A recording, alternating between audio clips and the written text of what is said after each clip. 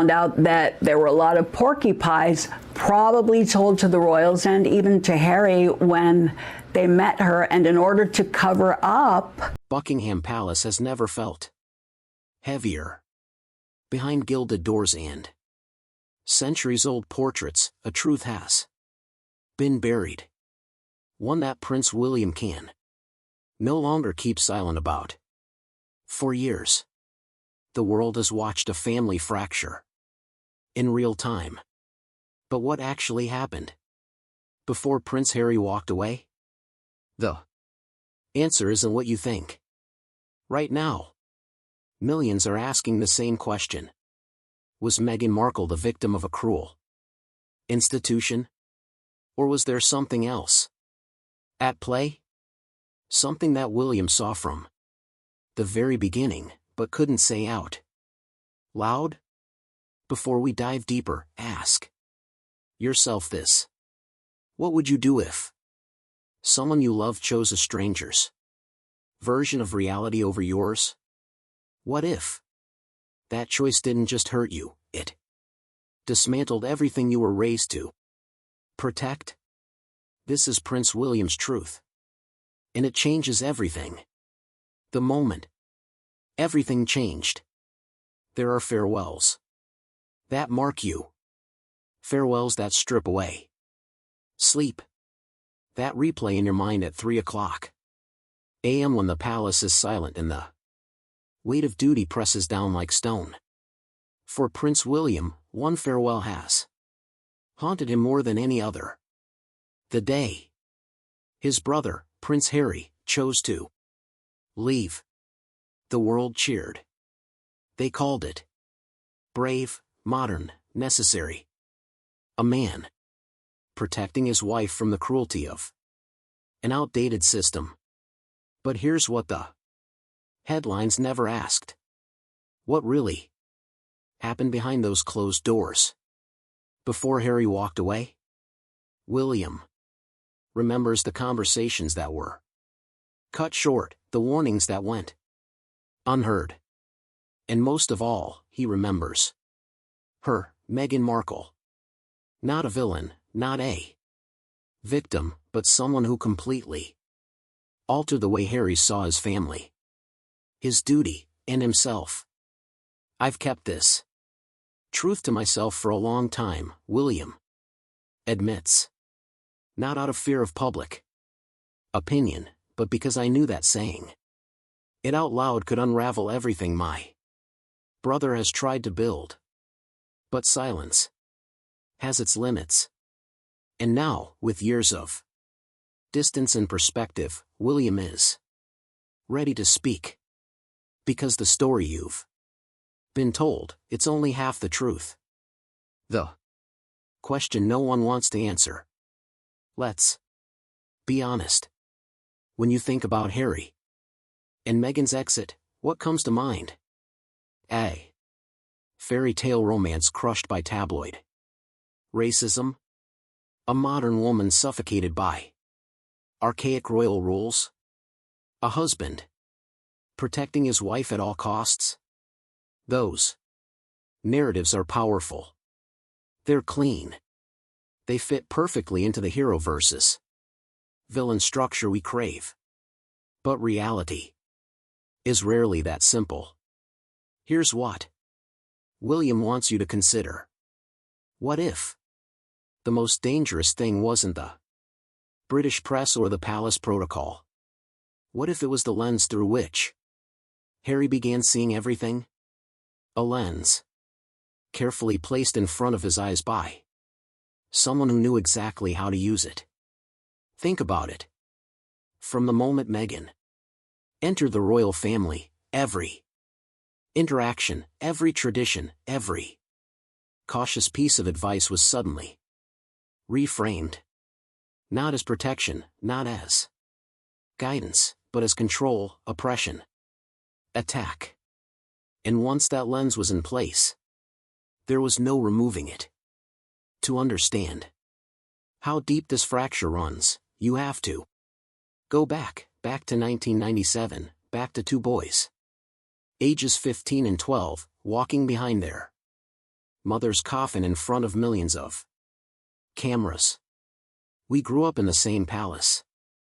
William reflects, but with two very different roles. I was being prepared to inherit the throne. Every step was planned.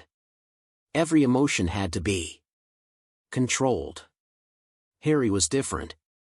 He was allowed to drift off course. Partly because I carried the burden of being the proper one for both of us. 4 years, that dynamic worked. From the late 2000s to early 2000s, William and Harry were described as unusually close. Joint tours, charity work, military engagements. They stood on the same side, facing the world together. William believed that fragile balance would last. He was wrong. In 2011, William married Catherine. His family responsibilities entered a new chapter. But the royal rhythm remained steady. Ceremony, discipline, the unspoken rule. That personal life must serve collective stability. Then, from 2012 to 2015, Harry served in the military. He returned with stories very different from William's. More grounded, harsher, far less patient with old rules.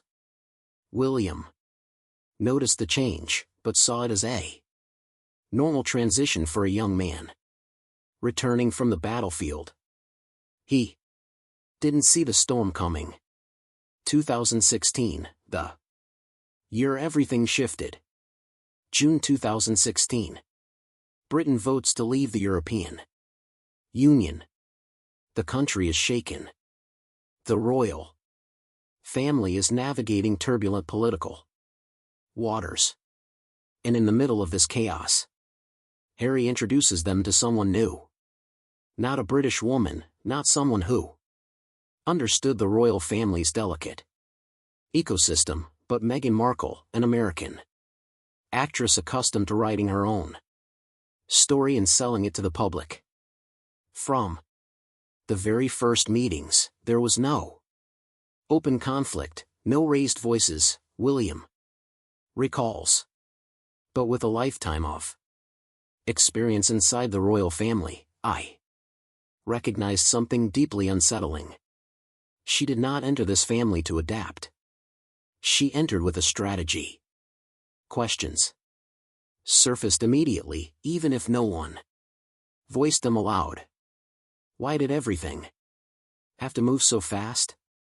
Why was the American press given access before the British press? Why was the story already being framed as victims versus oppressors?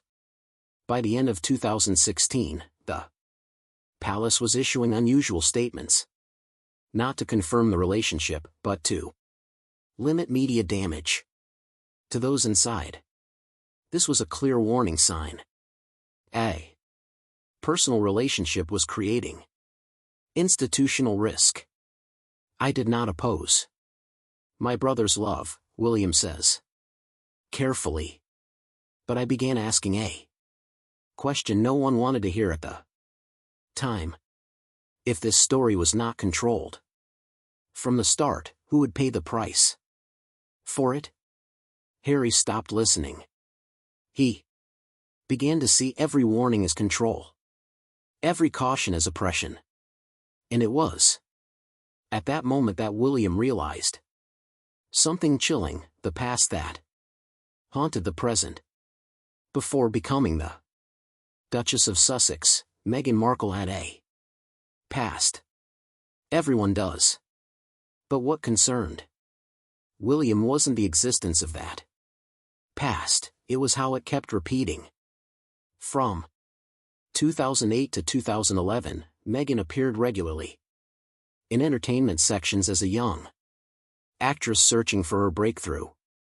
She married producer Trevor Engelson in 2011. The marriage ended in less than 2 years. Many tabloids described the break up in harsh terms, emphasizing the speed, the geographic distance, the shifting career priorities.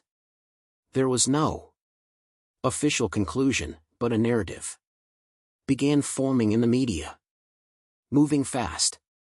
Leaving fast. From 2013 to 2016, while starring in Suits, American media portrayed Meghan as someone actively building a personal brand. Articles discussed her lifestyle blog, the TIG, her connections in entertainment, her hands-on approach to managing her image. In Hollywood, that's normal. In the royal family, it's a risk signal. During that same period, outlets reported strained family relationships, distance from certain relatives, disagreements played out publicly. The accuracy of individual details was always debated, but the common thread was clear. Meghan's personal relationships rarely ended quietly. Then came 2016. Within months of her relationship with Harry becoming public, international media had already constructed two opposing narratives. Meghan as victim of the British press and the royal family as a cold, outdated system. These stories spread rapidly, especially in the United States, where the idea of a modern woman confronting an ancient institution was warmly received. What made me cautious wasn't the support Meghan received, William explains. It was the speed at which a complete narrative took shape. In a very short time, the articles already had characters, motives, and conclusions. And when a media narrative is framed that early, everything that follows gets pulled in the same direction.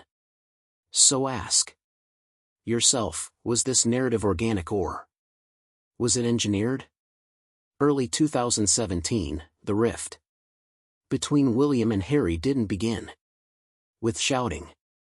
It began with a conversation, one that Harry would later describe as controlling, but William saw as survival. According to several royal sources, William spoke to Harry privately, not to forbid, but to caution. Slow down. In the royal family, slowing down isn't control. It's protection. It's giving yourself time to see clearly, to understand what you're stepping into, to separate genuine love from a beautifully constructed narrative. Harry didn't accept that advice. And that was the first time William realized his role as older brother no longer held weight.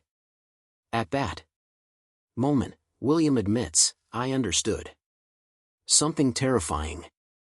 Harry was no longer listening to family. He was listening to someone who had convinced him that family was the problem.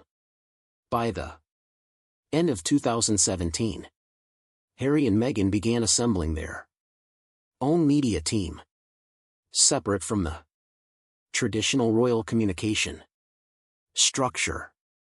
The press called it proactive. Inside the palace, it was seen as a declaration of independence. When royals start telling their stories in different directions, unity begins to dissolve. 2018, the wedding and what came after.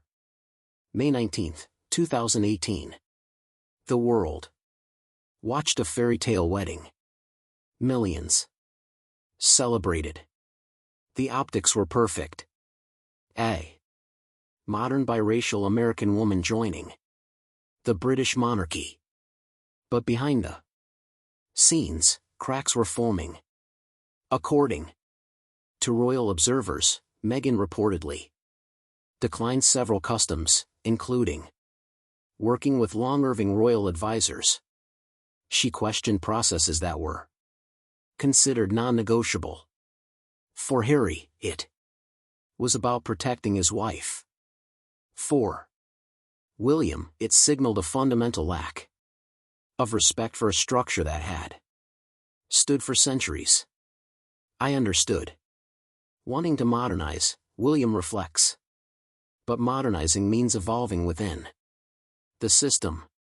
What I witnessed was something different. An attempt to rewrite the rules entirely without understanding why they existed in the first place. After the wedding, the third and most significant action occurred. Harry and Meghan requested a level of media control and security unprecedented for non-working royals.